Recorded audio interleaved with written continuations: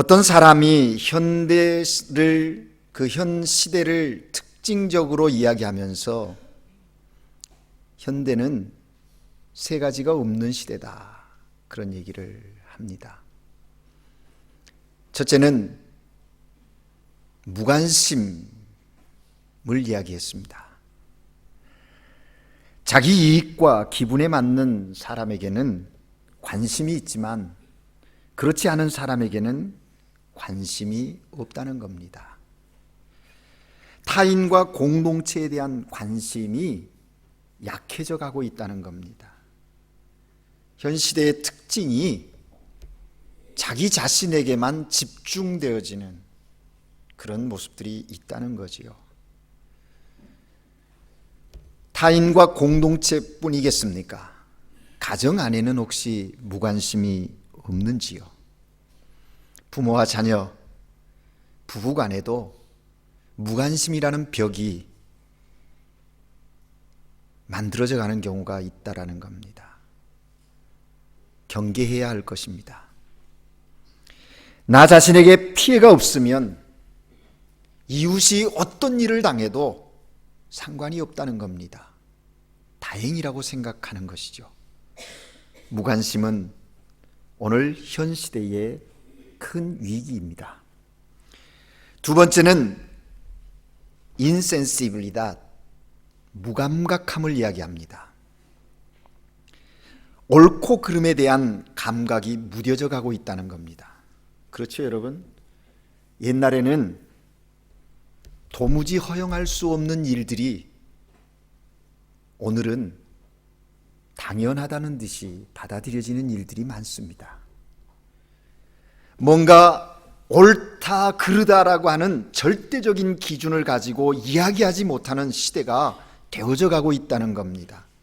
우리의 생각 속에 모든 것은 상대적이다, 그렇게 이야기하면서 옳고 그름을 분명하게 판단하려고 들지 않는다는 겁니다. 자기 혼자 즐기고 자기 혼자 즐거우면 되는 것이지 다른 사람에 대한 배려의 감각이 무뎌져 가고 있는 시대다 하는 것이지요.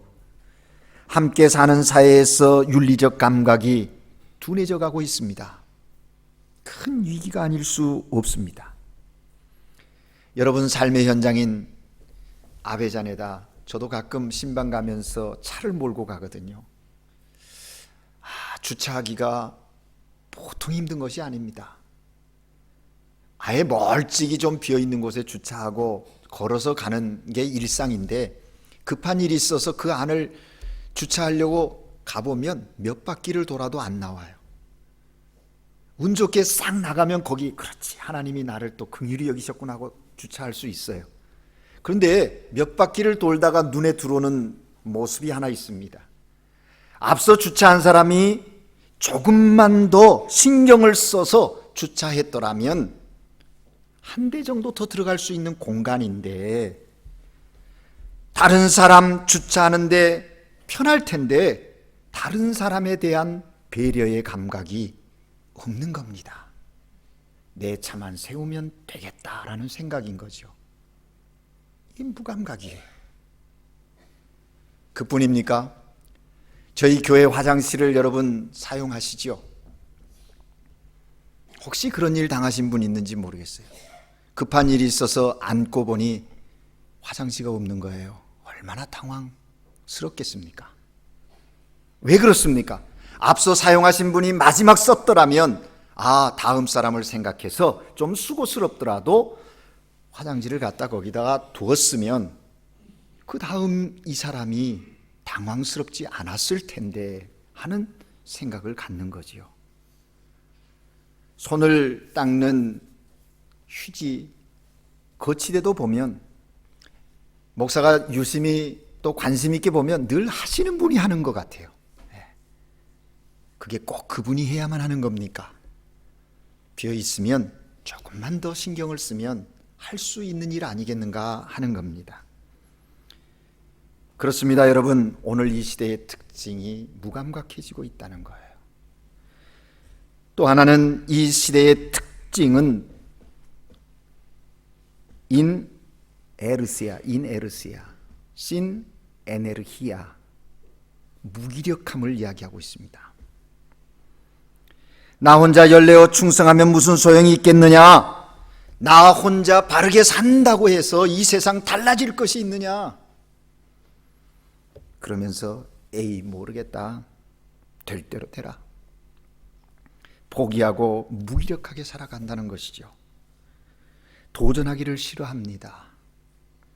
귀찮아서 안주하고 싶어하는 성향이 있다는 거예요. 무기력함에 젖어들고 있다는 겁니다. 사랑하는 여러분, 무관심, 무감각, 무기력, 이것은 무서운 질병입니다. 영적인 삶에도 이러한 현상들이 있다는 거예요. 하나님의 사람으로서, 그리스도인으로서 삶의 자리에서 빛과 소금의 사명을 감당하는 삶을 사는 그 그리스도인의 정체성에 이 질병에 걸리면 있으나 만한 존재로 세상 그냥 살아가는 겁니다. 하나님은 우리 그리스도인들을 구원하시고 세상에 보내실 때는 그렇게 살라고 한 것이 아니었거든요. 그런데 이 무관심과 무감각과 무기력함이 오늘 우리의 삶의 자리에 어떠한 영향력도 드러내지 못하는 그런 존재로 우리로 살아가게 만들고 있다는 겁니다. 그래서 일본의 유명한 신학자인 우찌무라 간조는 이런 얘기를 했습니다. 하나님이 인간을 저주한다면 질병이나 실패나 죽음 따위 같은 걸로 저주하지 않으실 것이다. 하나님이 사람을 저주한다면 그것은 성경을 읽어도 믿지 못하는 마음, 하나님이 살아계시는 것을 알지 못하는 마음, 감사하는 마음이 우러나오지 않는 마음, 그것이 저주라고 이야기했습니다. 여러분 어떻습니까? 주님의 말씀을 읽을 때마다 믿어지십니까?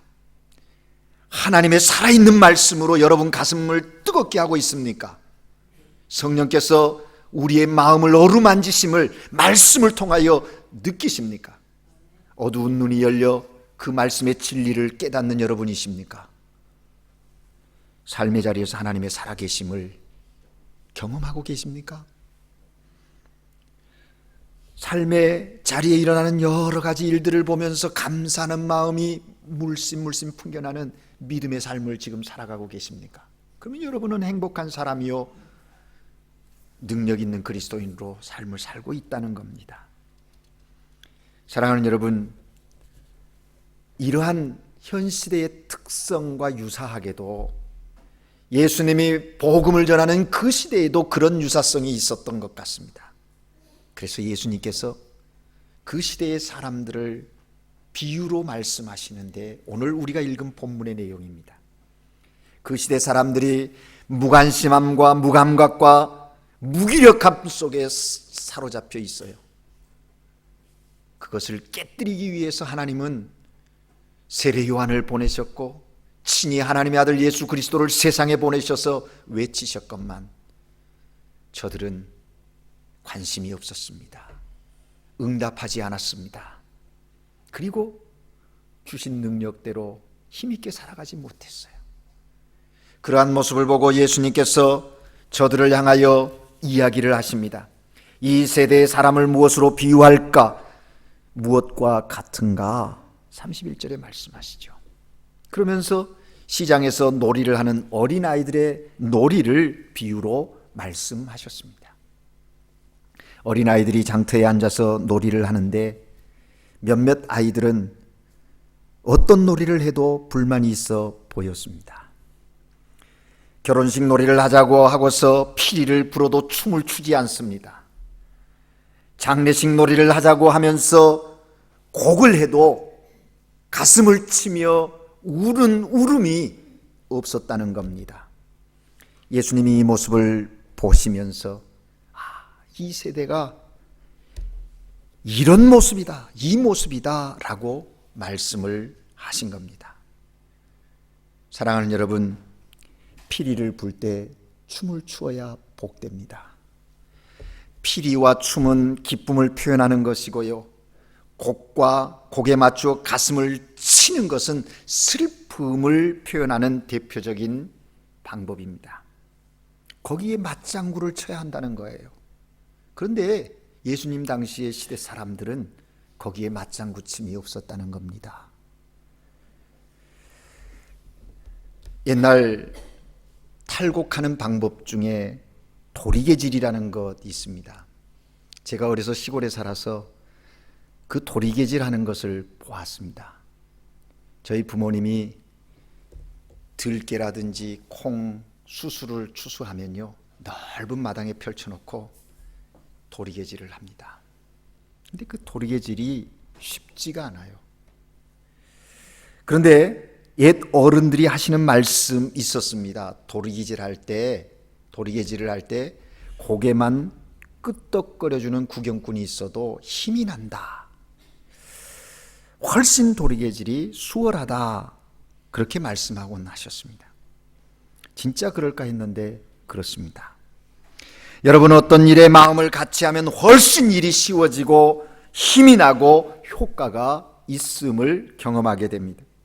마음을 같이 할 사람이 몇 명만이라도 있으면 삶이 흥겨워지는 거예요. 기쁨이 있게 된다는 것이죠. 교회 일도 그렇습니다. 마음을 같이 해주는 사람 많으면 많을수록 그 공동체가 힘있게 일들을 이루어요. 교회 봉사하는 것도 보면 어떤 분은 헌신적으로 하지요. 그런데 거기에 옆에 거들어주는, 함께 맞장구를 쳐주는 사람이 있으면요, 그 일이 그렇게 기쁠 수가 없어요. 근데 그런 게 없으면 거룩한 일, 선한 일, 봉사의 일, 충성된 일을 하면서도 마음 한구석에는 서운함이 생기기 시작하는 거예요. 왜? 함께하는 사람이 없는가? 그런 거거든요. 사랑하는 여러분, 예수님 당시에 세례 요한과 예수님은 온갖 노력을 다해서 그 시대를 향하여 피리를 불었어요. 그런데 끝까지 춤추는 사람이 없었습니다. 애곡을 하였습니다. 그래도 그 곡에 맞춰서 가슴을 치며 우는 자들이 없었다는 것입니다. 이심전심으로 마음이 통하여 슬플 때 함께 슬퍼하고 기쁠 때 함께 기뻐할 수 있어야 하는데 전혀 그렇지 않았다는 겁니다. 슬픈 것은 너의 문제지 나의 문제가 아니며 기쁜 것도 너의 문제지 나의 문제가 아니다. 그런 무관심의 극치였습니다. 그러니 저들이 무기력해질 수밖에요. 예수님께서는 이처럼 피리를 불어도 춤추지 않는 사람과 애곡을 하여도 그 애곡 소리에 맞춰서 가슴을 치지 않는 사람들을 책망하시면서 탄식하셨습니다.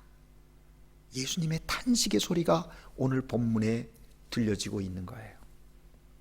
여러분, 왜 예수님께서 탄식할 정도로 바리새인들과 율법 교사들이 그런 위치, 그런 모양으로 서 있게 되었을까요? 이유는 두 가지입니다. 첫째는 저들이 나는 너희랑 같이 될 수 없다고 하는 자만심 때문이었습니다. 저들이 갖고 있는 자만심 때문이에요. 우리가 함께 신앙생활하는 교회 안에도 보면 나는 특별하다고 생각하는 사람들이 있습니다. 그래서 자신을 특별한 사람으로 취급해달라고 은연중에 주장하는 사람들이 있어요. 겉으로는 아니라 그러지만 나는 함께 아멘할 수 없는 사람, 나는 함께 회개할 수 없는 사람, 그러니 나를 다른 사람과 함께 취급하지 말아달라고 그러는 거예요. 나는 저 사람과 다르다는 생각, 나는 저 사람들보다 낫다고 생각하는 것 때문에 마음의 문을 열지 않습니다. 좀처럼 마음의 문을 열고 주시는 은혜를 받지 않아요. 나는 외적인 사람으로 취급해달라고 하는 그 자만심, 이 영적인 교만이 저들로 하여금 세례요한과 예수님의 피리붐과 곡함에도 춤추지 않았고 울지 않았다라는 겁니다. 늘 교회 생활을 예외적으로 하려고 하는 사람들이 있습니다. 특별한 행동을 하려고 하는, 특별 대우 받기를 원하는 사람들이 있지요. 함께 일을 하면 자신의 지위와 격이 낮추어지는 것처럼 생각해서 그런지 더불어 함께 하려고 하지 않습니다. 안타깝습니다. 예배를 드릴 때도 보면 아멘 할 때 아멘 함께 하면 좋겠는데 체면이라도 손상되는 듯 입을 꾹 담고 이를 악물고 참는 거예요. 이를 악물면 네가 상하는 겁니다. 아멘 할 때 아멘 할 수 있으면 좋겠습니다. 정말 들려지는 음성이, 깨달아지는 말씀의 은혜가 내 마음에 와 부딪히고 때로는 나의 마음을 두들겨서 회개케 하면 응답해야 하는 거예요. 그 응답을 억제하는 그런 어리석음이 우리에게 없어야 한다 하는 겁니다. 특별히 영적인 교만은요, 정말 큰 죄입니다. 예수님께서 누가복음 18장에서 말씀하십니다. 바리새인과 세리의 기도를 통해서 기도에 대한 비유로 말씀을 하시는데, 특별히 이 바리새인과 세리의 기도를 통해서 주님은 우리에게 말씀하세요. 누가복음 18장 11절 말씀에 보면 바리새인은 서서 따로 기도하여 이르되 하나님이여 나는 다른 사람들 곧 호색 불이 가늠하는 자들과 같지 않습니다. 이 세리와도 같지 아니함을 감사합니다. 무슨 얘기입니까? 내가 옳다, 나만 옳다는 것입니다. 예수님께서는 이 말씀을 통해서 지나친 영적인 자만과 교만이 무엇인지를 지적하고 계십니다. 그런 영적인 자만과 교만으로 기도해도 하나님이 응답하시지 않는다고 분명히 말씀하고 계시는 거지요. 모든 것이 자기 중심적이기 때문에 자기 편하면 되고 자기 이익에 합치되면 되는, 자기에게 이로우면 된다고 생각하는 자기 중심적 신앙, 이기적인 신앙, 남의 아픔이나 상처, 남의 불편 같은 것은 안중에도 없는 마음, 그런 마음이 진리의 음성을 제대로 듣지 못하게 했던 거예요. 저들의 귀를 막았고 마음을 강팍하게 하게 만들었다는 겁니다.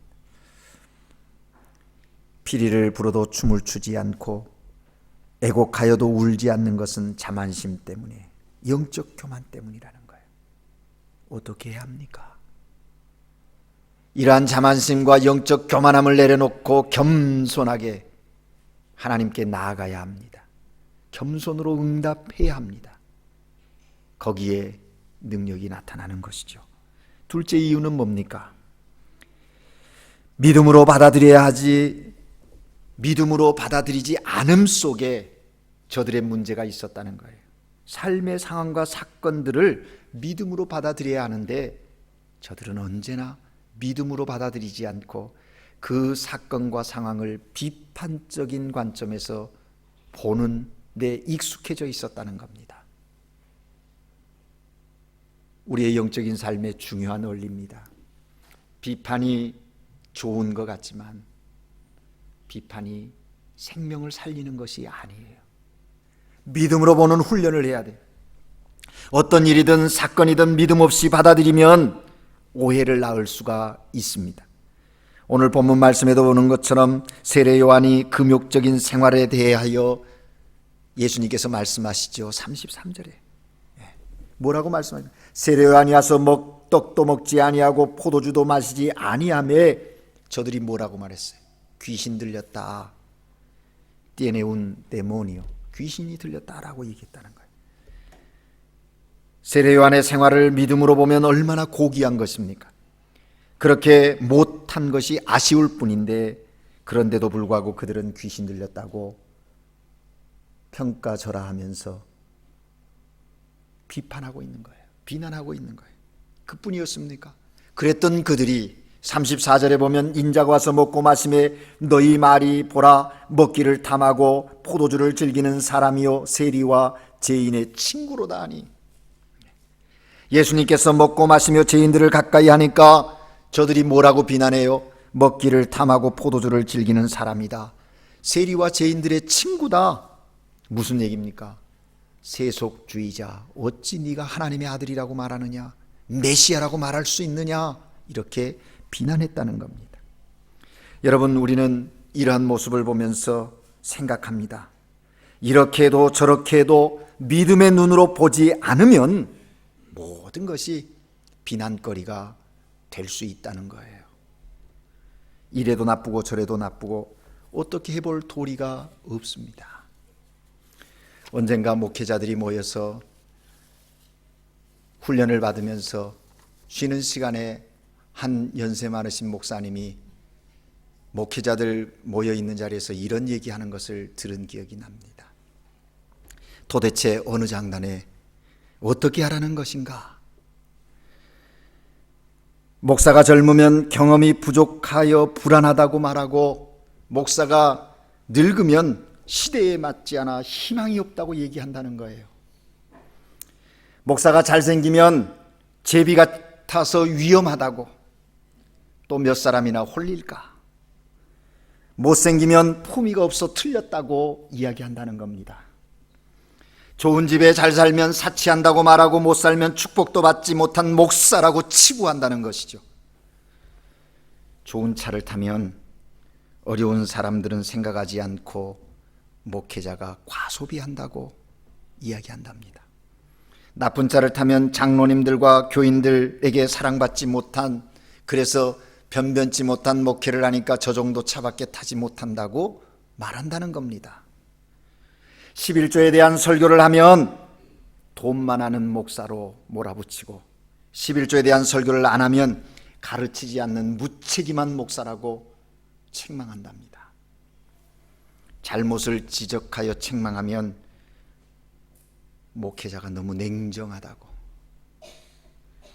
잘못을 지적치 않으면 목회자가 정의감이 없고 똑바로 가르치지 않는다고 그렇게 말한다는 겁니까? 도대체 어떻게 하란 말입니까? 여러분, 왜 이렇습니까? 똑같은 목사를 보는데 입장이 왜 이렇게 다릅니까?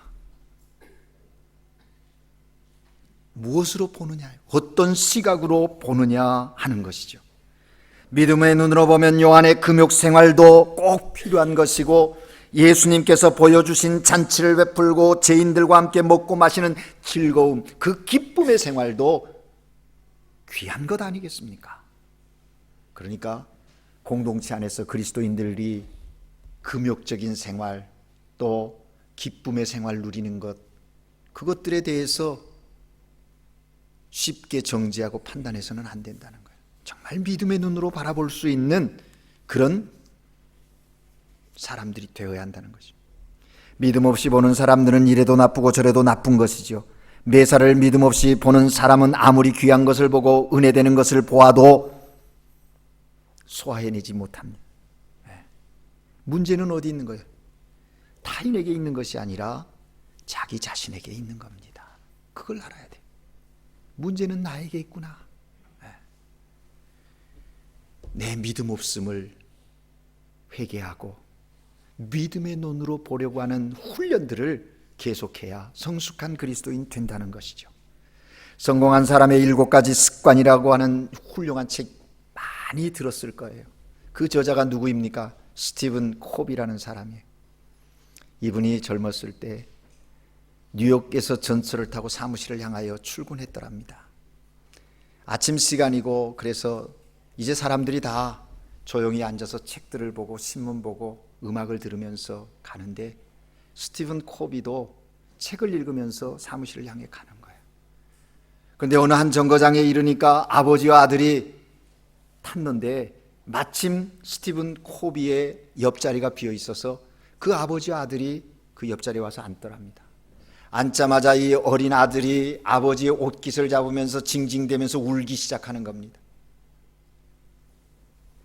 더 놀라운 것은 아버지가 아이를 전혀 달랠 생각을 하지 않는다는 것이었습니다. 주위 사람들에게 방해가 됨에도 불구하고 어느 정도 시간이 지났는데도 가만히 눈을 감고 있는 아버지의 모습을 본 스티브 코비는 화가 났어요. 그래서 눈 감고 있는 아버지를 향하여 꾸짖는 목소리로 이야기했답니다. 여보시오, 선생님, 당신의 아이가 이렇게 징징거리는 것 당신은 모릅니까? 전철 안에서 다들 조용히 있는데 이게 무슨 짓입니까? 하고 심하게 그 아버지를 향해 꾸짖었더랍니다.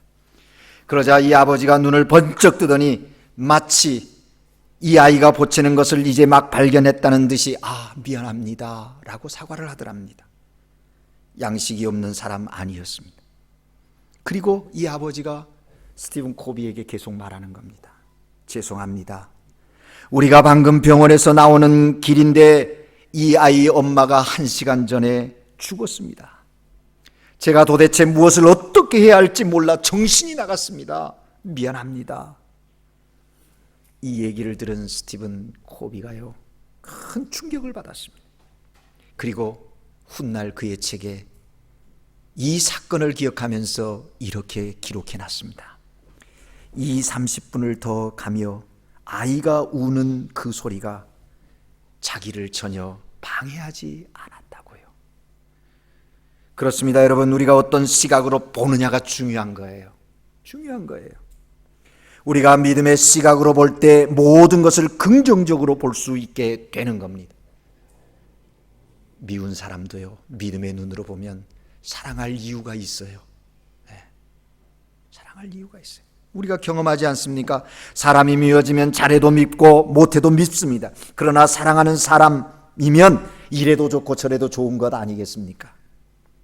똑같은 상황 사건인데 어떤 시각으로 보느냐, 어떻게 해석하느냐, 믿음이 중요하다는 것을 알게 되는 겁니다. 예수님 당시에 이 바리새인과 율법 교사들, 그 시대의 사람들의 그 모습, 예수님이 지적하시는 내용이 뭐예요? 너희 가운데 믿음이 없구나. 믿음으로 요한의 외침을, 인자의 행함을 보았더라면 귀신 들렸다, 먹기를 탐하는 자다, 죄인의 친구다, 그렇게 말하지 않았을 텐데 주님이 말하고 계시는 거예요. 사랑하는 여러분, 오늘 이 시대를 향하여 주님은 동일하게 탄식하시는지 모르겠습니다. 오늘 믿음으로 살아가는 우리들도 피리를 불 때 춤을 추는 자가 되어야 합니다. 애곡할 때 가슴을 치는 자들이 되어야 할 것입니다. 그래서 바울은 로마서 12장 15절에서 우리에게 이렇게 권면합니다. 즐거워하는 자들과 함께 즐거워하고 우는 자들과 함께 울라. 이게 그리스도인의 삶이라고 말씀합니다. 사랑하는 여러분, 오늘 하나님께 예배드리는 우리 모두는 성숙한 그리스도인들 되기를 원합니다. 내가 지금 즐거운데 너는 왜 기뻐하지 않느냐고, 내가 지금 슬픔 속에 잠겨 있는데 너는 왜 함께 슬퍼해 주지 않느냐고 말하는 정도에만 머물 것이 아니라 한 걸음 더 성숙되어서 당신의 그 기쁨 나의 기쁨이라고, 당신의 그 슬픔 내가 공감한다고, 함께 슬퍼하고 함께 즐거워해 줄 수 있는 그런 성숙한 신앙, 건강한 신앙의 모습으로 나아가는 여러분들 되시기를 주의 이름으로 축복합니다. 말씀을 정리하려고 합니다. 예수님은 오늘 본문에서 예수님 당시의 세대 사람들을 향하여 탄식하며 응답하지 않음에 대하여 참으로 중요한 비유로 말씀하셨어요. 그 이유가 뭔지를, 장터에서 노는 아이들의 비유를 들었습니다. 오늘날도 우리 세대는 한마디로 정의한다고 하면 하나님께 응답하지 않는 세대인지도 모르겠습니다. 하나님은 계속해서 우리에게 말씀하세요. 자주자주 말씀하세요. 사건을 통해서, 또 만남이라는 그 만남의 사건들을 통해서, 환경을 통해서 말씀하고 계세요. 그 하나님의 말씀이 들려오는데 여러분 어떻게 응답하고 계십니까? 성숙한 신앙은 하나님의 말씀 앞에 예민하게 응답하는 거예요. 하나님의 인도하심에 섬세하게 응답하는 것입니다. 하나님께 응답한다는 것은 하나님의 주권을 인정한다는 것이지요. 그렇게 응답하며 나갈 때 하나님의 역사가 내 삶 속에 펼쳐지는 것입니다. 신앙은 우리에게 찾아오신 하나님께 응답하는 것이에요. 그렇습니다. 건강한 신앙은 우리가 하나님을 향하여 적극적으로 활동하는 것보다 훨씬 더 적극적으로 우리를 향하여 활동하시는 하나님을 향하여 응답하시는 거예요. 여러분, 우리가 하나님을 향하여 무엇을 할 수 있을까요? 나름대로 뭘 해보겠다고 열심히 노력하지요. 그 한다는 것이 어느 정도일까요? 하나님이 우리에게 베푸시는 것에 견줄 수 있을까요? 내가 하나님을 향하여 뭔가 해보겠다고 하는 것보다도 훨씬 더 적극적으로 나를 향하여 행하신 하나님의 그 놀라운 사랑과 구원의 역사, 지금도 나와 함께 하시면서 나를 통하여 하나님의 그 크고 엄청난 일을 이루시려고 하시는 그 하나님 앞에 우리가 응답하며 나가는 것이 신앙인들의 모습이어야 한다 하는 것입니다. 신앙은 우리에게 찾아오신 인격체이신 하나님께 대한 응답입니다. 하나님의 사랑이 우리에게 어떻게 임하였는지 그것을 깨닫고 거기에 응답하는 것이 우리의 신앙의 성숙도라는 사실을 잊지 말기를 바랍니다. 하나님은 우리의 삶에 오늘도 끊임없이 개입하시고 우리의 응답을 기대하고 계시고 기다리고 계십니다. 하나님은 언제나 그분의 뜻 안에서 최선으로 우리를 인도하시기 때문에 하나님에 대한 응답이 우리 가운데 있을 때 하나님의 역사가 우리의 삶의 현장에 펼쳐지는 거예요. 영적인 일에 응답하며 나아가십시오. 삶의 자리에서 지금 나를 통하여 하시고자 하시는 하나님의 놀라운 일에 응답할 수 있는 여러분 되시기를 주의 이름으로 축복합니다. 하나님은 응답하는 우리를 통해서 하나님의 거룩한 역사를 오늘도 쉼없이 이루어 가고 계시는 겁니다. 오늘 주님은 우리에게 말씀하십니다. 이 세대여 응답하라, 응답하라. 기도하겠습니다. 사랑의 하나님 아버지, 주님이 우리의 삶에 보여주시는 놀라운 일들에 그 풍성하신 은혜 앞에, 사랑 앞에 응답하며 나아가는 저희들 되게 하여 주시옵소서. 내가 하나님을 향하여 무엇을 하겠다고 하기에 앞서서 하나님이 나를 향하여 적극적으로 행하시는 그 모든 일에 응답할 수 있는 영적인 분별력과 결단이 오늘 우리들 가운데 있도록 성령님이여 역사하여 주시옵소서. 오늘 예배하는 모든 하나님의 사람들을 통하여 오늘 이 시대에 잠자는 영혼들을 깨우는 일에 사용하여 주시고 은혜를 베풀어 주시옵소서. 예수 그리스도 이름으로 기도합니다. 아멘.